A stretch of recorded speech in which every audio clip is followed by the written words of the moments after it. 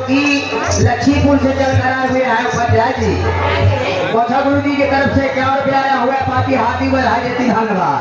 कहना क्या है? हाय हाय हाय हाय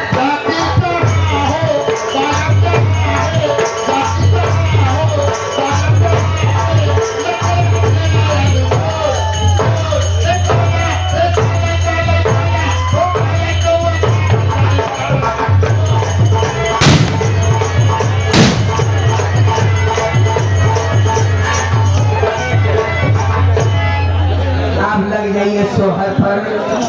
कृष्ण जी अवतार ले लिए हैं, तैयार हो जाओ। 12 बज गया। कृष्ण भगवान की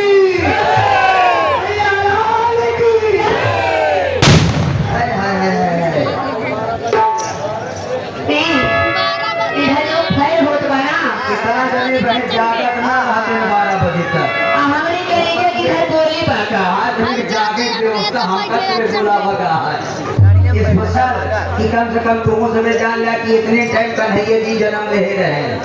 हाँ देखा इधर जो फैल रहा है ना। हाँ इधर भी फरमाइश बाबू। हाँ जनक हो तुम फरमाइश तुम्हारा गोली सोहर सुनावा। सोहर सुनाते सरकार। चल ठीक है मैं भैया सोहर सोहर में कैसे होना चाहिए।